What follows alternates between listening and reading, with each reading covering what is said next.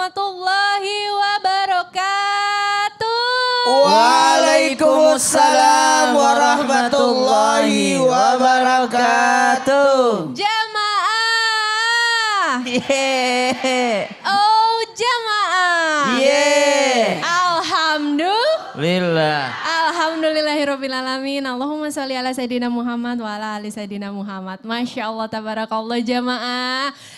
Nih jawab pertanyaan aku ya, benar apa benar? Kita itu di bulan Ramadan semangatnya cuma di awal-awal aja.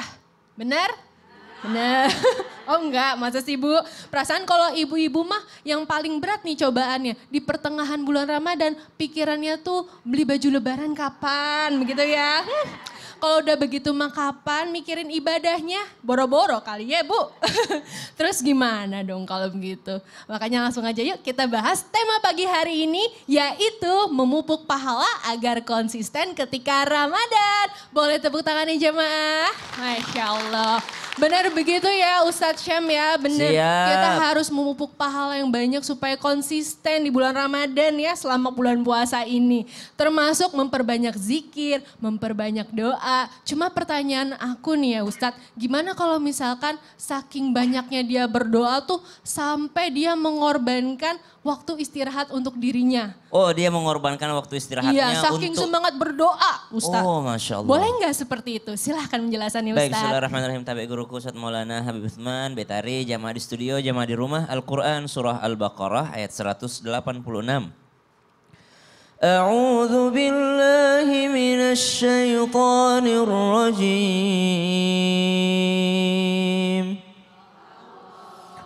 وَإِذَا سَأَلَكَ عِبَادِي عَنِّي فَإِنِّي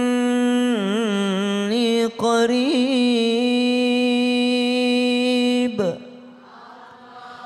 أُجِيبُ دَعْوَةَ الدَّاعِ إِذَا دَعَانِ فَلْيَسْتَجِيبُوا لِي وَلْيُؤْمِنُوا بِي لَعَلَّهُمْ يَرْشُدُونَ.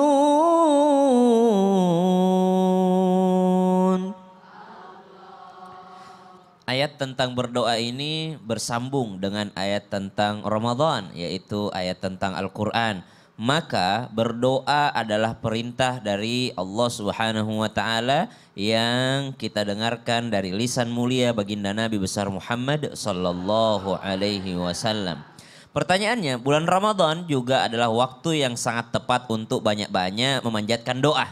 Banyak-banyak memanjatkan ibadah kepada Allah Subhanahu wa Ta'ala. Doa itu adalah mukhul ibadah. Doa itu adalah intisari ataupun prosesor daripada ibadah itu sendiri. Tapi bagaimana jikalau ada orang yang ternyata waktu istirahatnya dikorbankan untuk memperbanyak doa kepada Allah? Jawabannya, Islam itu tidak pernah mencelakakan umatnya. Islam tidak pernah mencelakakan umatnya. Bahkan salah satu ibadah dalam agama kita itu adalah hifdzun nafas. Menjaga jiwa, menjaga daripada kehidupan ini. Jangan sampai ada orang bunuh diri. Maka dikatakan suatu ketika Nabi SAW mendapati istri beliau yang sedang sholat malam sampai mengikat tambang di antara dua tiang. Tambang ini diikat di tiang satu, lalu diikat di tiang keduanya. Nanti kalau ibu-ibu main ataupun dapat rezeki ziarah ke Madinah, ke Nabawi, ibu masuk ke Raudhah, ada nanti tiangnya di situ. Tiang ini diikat di antaranya tambang. Lalu salah seorang istri Nabi SAW berdiri di sana untuk sholat sambil memegang tambang itu supaya tidak jatuh. Saking capeknya sudah, dia tidak istirahat, dia saking capeknya dia pegang tambang tersebut. Lalu Nabi SAW datang untuk mengajarkannya, tidak seperti itu. Hakmu, tubuhmu itu ada haknya.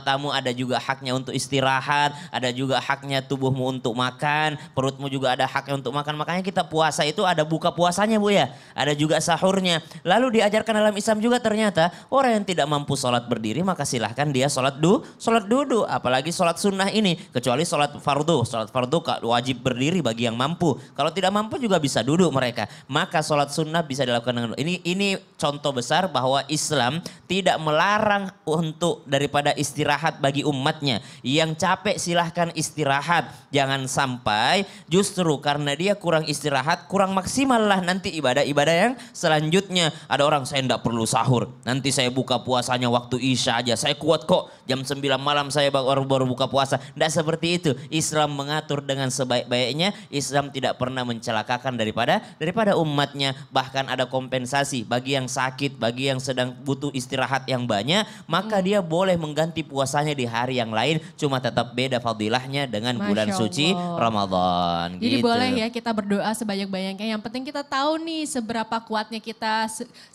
seberapa sehati kita sehatnya gitu kita ya. dan seberapa maksimalnya kita, dan Maksimalnya penting kita juga mengcompare diri kita dengan para salafus soleh yang terdahulu. Kalau mereka mampu, insya Allah kita juga mampu. Masya Allah. Terima kasih Ustadz penjelasan, tepuk tangan jamaah. Masya Allah. Kalau ngomongin soal bulan Ramadan ya, yang paling aku tahu nih, yang paling kental nih sholat tarawehnya. Biasanya kalau di awal Ramadan tuh penuh safnya, Masya Allah, sampai belakang. Bener gak ibu-ibu? Bener ya? Makin kesini, makin dekat-dekat lebaran makin sepi. Aduh, gimana itu ya? Izin bertanya kalau begitu sama Habib Usman.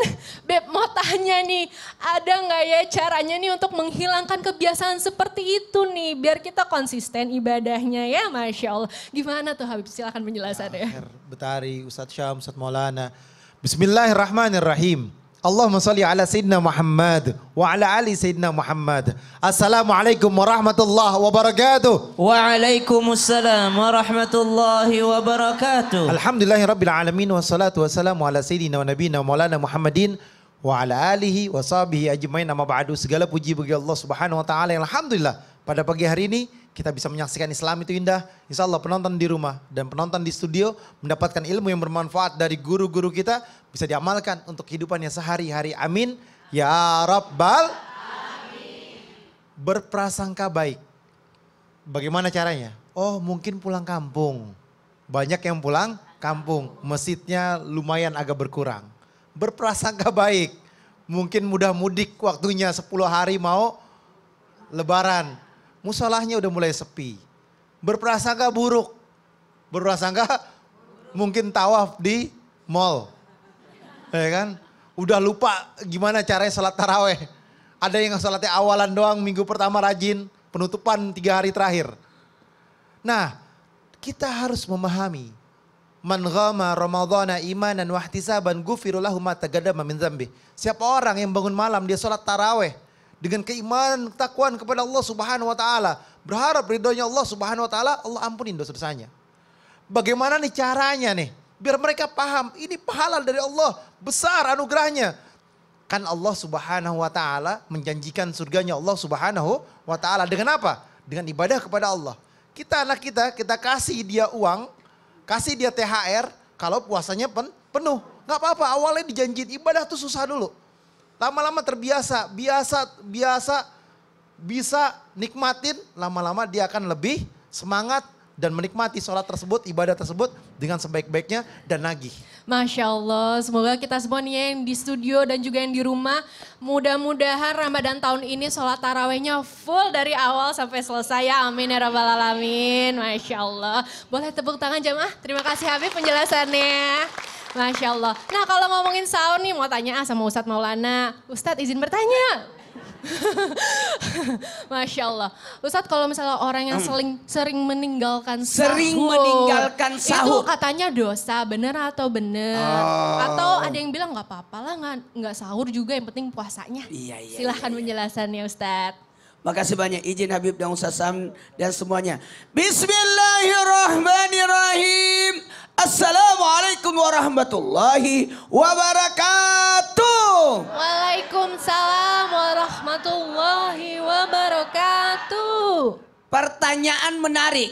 Apakah orang yang sering meninggalkan sahur itu tidak baik dan mendapatkan dosa?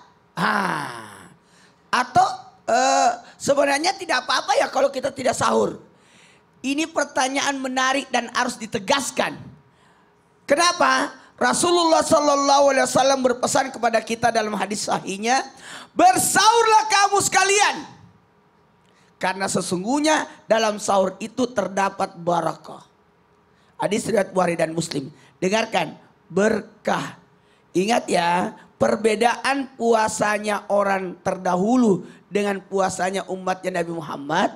Puasanya Nabi karena adanya sahur. Jadi sahur itu sunnah hukumnya. Boleh enggak orang tidak sahur? Boleh, enggak apa-apa. Tapi makruh karena meninggalkan pahala.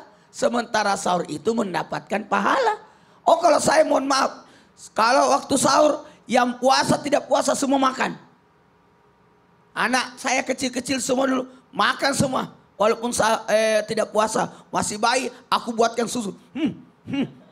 Karena makan di waktu sahur makan berkah kan. Bukan masalah sahur. Karena sahur itu berkah. Yang sebenarnya yang wajibkan rukun puasa kan cuma 2. Niat dan menahan. Ya, yang penting sudah niat, tidak ada masalah. Sahur walaupun seteguk air terlalu sombong. Kalau menurut saya orang yang tidak mau sahur terlalu sombong. Dan ingat, tidak pernah disusahkan yang namanya puasa. Karena di bulan Ramadan kita 3 kali makan. Pagi, siang, malam. 1, 2, 3. Pagi, siang, malam. Di bulan Ramadan berapa kali makan? 2. 3 kali. 3 kali. Tepuk tangan Yang jamaah. penting Apa tuh? bangun walaupun seteguk air, 1 biji kurma dan 1 Bener. buah bakso. Masya Allah. Nah jamaah, aku dapat pertanyaan luar biasa nih dari jamaah yang di rumah, langsung aja aku bacain ya. Dari Instagram @lisa.anaswari. Assalamualaikum Ustadz, waalaikumsalam warahmatullahi wabarakatuh. Mau bertanya dong Ustadz, kalau kita share ayat Al-Quran atau hadis tentang Ramadan di sosial media, apakah itu termasuk sedekah ilmu ya Ustadz? Kalau iya, mending ibadahnya gitu terus aja dong Ustadz. Hehehe.